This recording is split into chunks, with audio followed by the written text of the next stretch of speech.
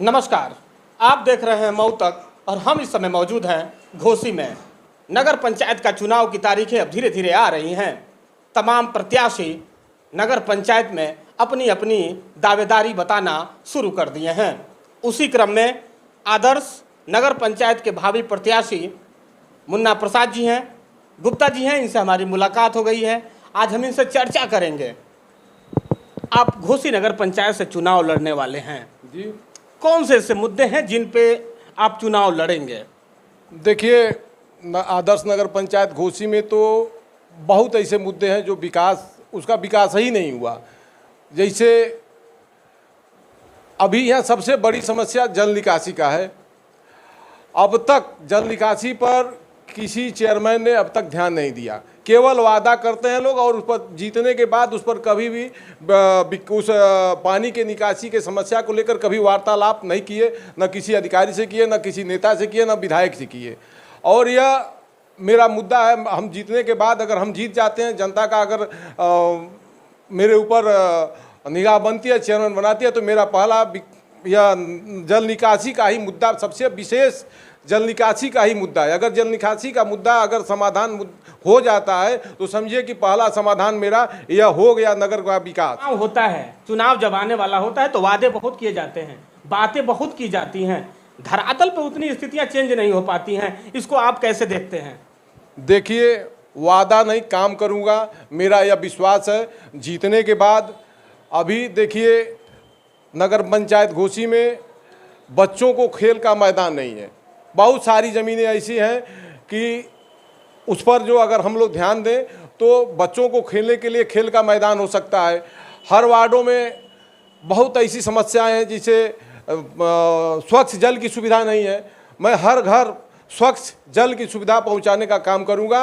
और तीसरी समस्या यह है कि आदर्श नगर पंचायत घोसी में मैरिज हॉल नहीं है। जैसे गरीब तबके के लोग हैं जो बड़े बड़े मैरिज हॉलों में अपनी व्यवस्था नहीं कर सकते हैं, तो मेरा प्रयास रहेगा कि करीब करीब कहीं ना कहीं अपने व्यवस्था से, नगर पंचायत की व्यवस्था से उसमें मैरिज हॉल बनवाने का काम करूंगा, जिससे गरीब तबके के लोगों का भी उस मैरिज हॉल में कम पैसे पर उसमें उनकी उपस्थिति हो करके और शादी का और किसी भी कार्यक्रम का काम हो सके।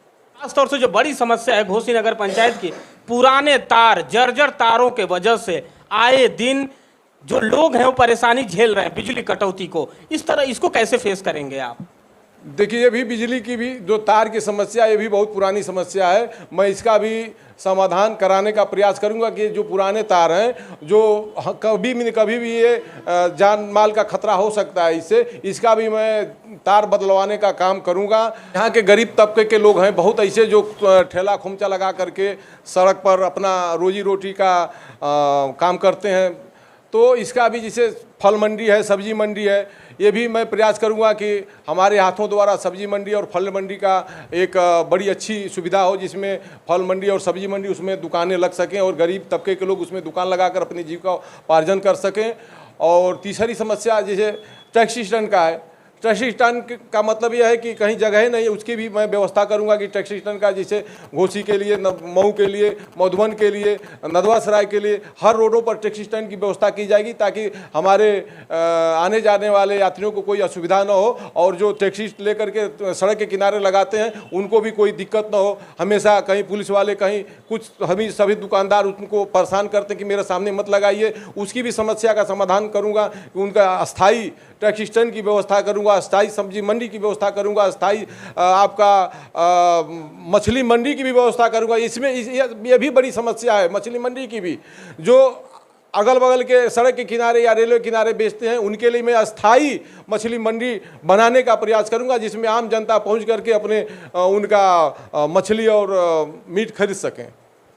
बात कर लें घोसी के लिए, जैसे आपने बताया कि ना यहाँ पे खेलने के लिए बच्चों के लिए स्टेडियम है, ना यहाँ पे टैक्सी स्टैंड है, नहीं यहाँ पे मछली सब्जी मंडी है। तमाम मुद्दे हैं आपके सामने। क्या लगता है आपको कि आपको मौका मिलेगा तो आप इन चीज़ों से कर पाएंगे या बस वादे ही रहेगा? देखिए, डबल इंजन की सरकार चल रही है। मुझको पूरा भरोसा है कि हम चेयरमैन हो जाएंगे तो ट्रिपल इंजन की सरकार चलेगी और ये मुन्ना गुप्ता का हाथों द्वारा विकास नगर पंचायत का घोसी का होगा। इसमें कोई टीका टिप्पणी नहीं कर सकता, मैं ये वादा करता हूँ। क्या लगता है आपको कि घोसी में अगर बात कर ले मुन्ना प्रसाद गुप्ता जी का, ऐसे कार्य बताइए घोसी के लिए जो आप जिनको जाके आप बता सकेंगे पहले से ही, क्योंकि बहुत ऐसे लोग होते हैं जो वादे करते हैं चुनाव के समय, मगर आप मुन्ना प्रसाद गुप्ता एक ऐसी बात बताएं जो घोसी के लिए पहले से ही कर चुके हों।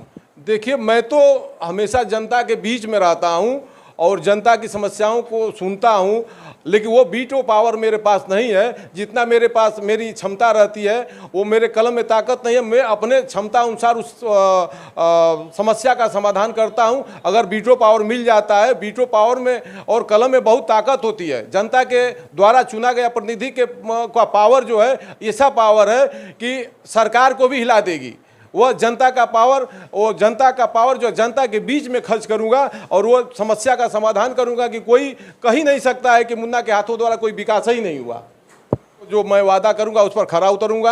और एक सबसे बड़ी एक हमारे यह घोसी नगर राजा नहुस के नाम से जानी जाती है और मेरा प्रयास रहेगा कि राजा नहुस के नगर में राजा नहुस के नाम से पर्यटक स्थल बने।